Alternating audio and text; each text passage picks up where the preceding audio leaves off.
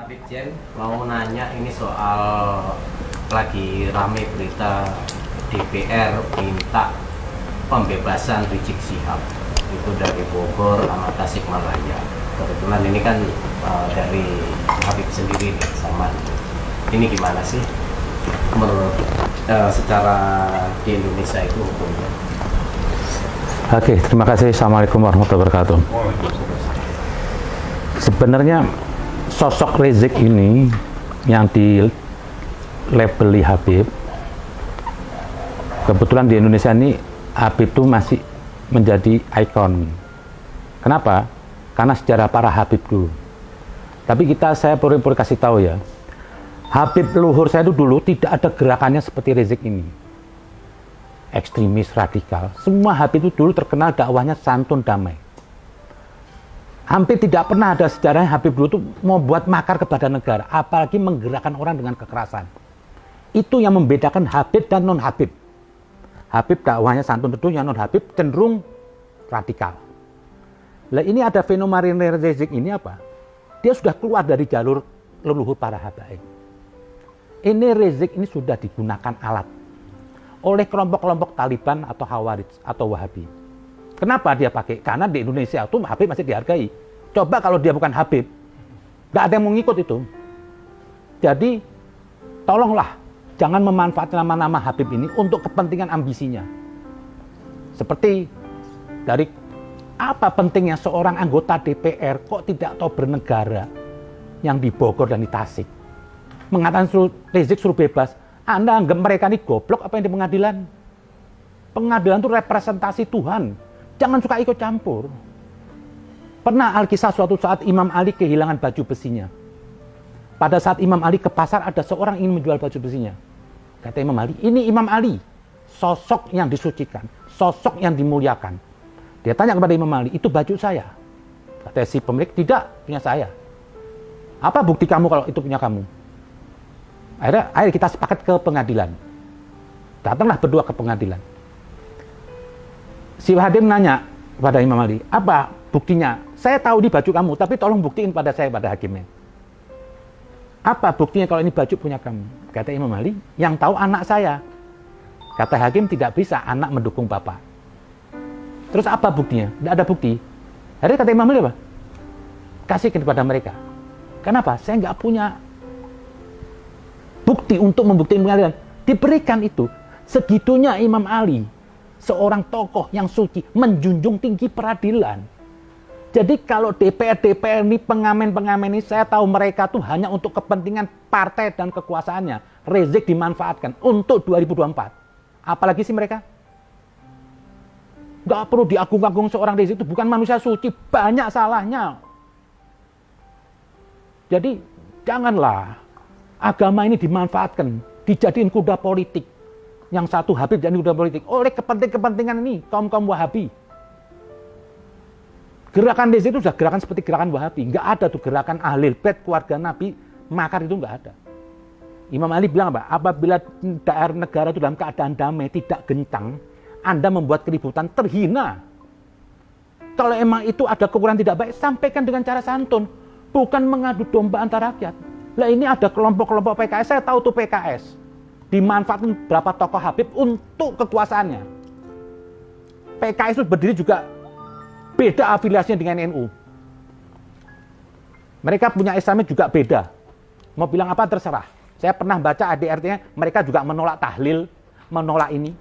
Ada buktinya saya punya.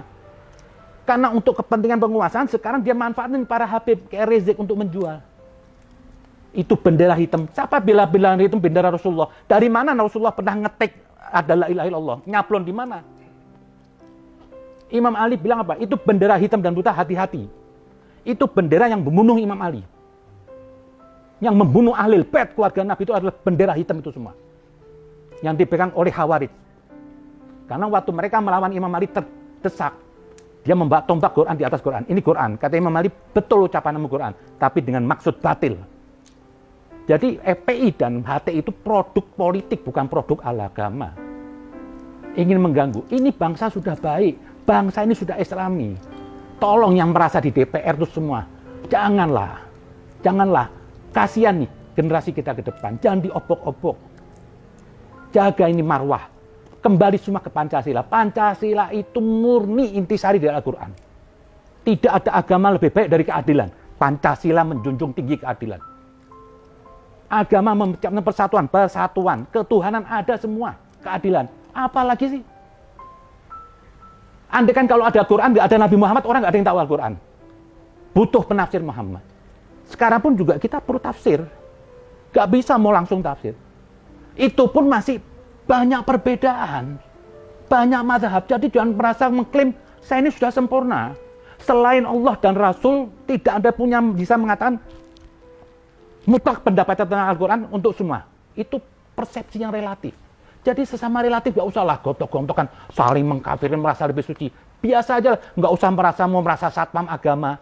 Loh, agama Anda belum beres kok merasa satpam agama. Siapa yang bisa? EPI pakai nama Islam. Emang izin dari siapa pakai nama Islam? Sudah dapat fake dari Tuhan. Udah terima wahyu dari Tuhan. Kok dia mengklaim atas nama Islam? Gak ada. NU nggak pakai nama Islam. Nahdlatul Ulama. Yang bisa menggunakan atas nama Islam illa Rasulullah. Salahnya tidak boleh.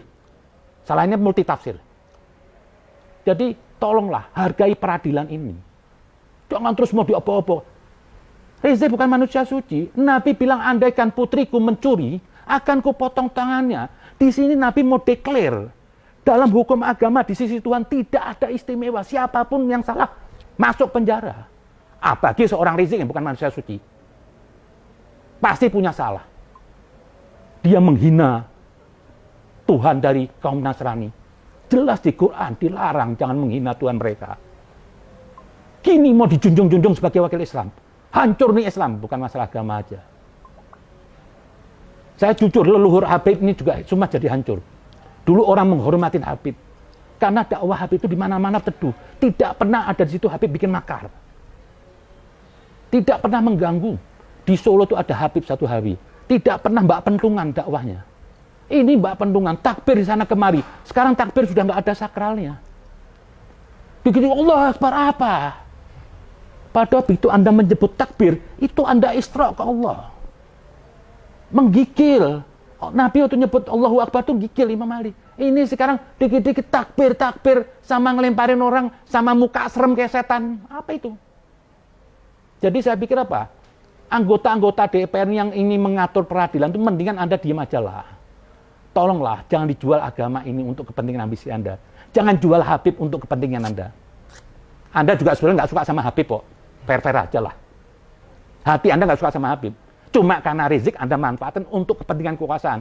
Besok-besok juga Anda tinggalkan untuk sama Habib. Saya pikir bijaklah jadi bangsa Indonesia. Cukup kita pakai Pancasila, kita bumikan. Kita ini cuma tinggal enak pakai. Ada seorang Gus Dur bilang, kita jaga ini marwah negara. Rahmatan lil alamin. Kita terima semua. Jangan ada ketidakadilan. Jangan ada diskriminasi agama. Kita junjung semua. Pernah suatu saat Nabi lagi perjalanan, ada gereja kanisa lagi ibadah. Nabi suruh berhenti, sahabat semua berhenti. Dia bilang, turun dari onta kamu. Supaya terkaan onta itu tidak kersar apa. Kata Nabi, kenapa ya Rasulullah?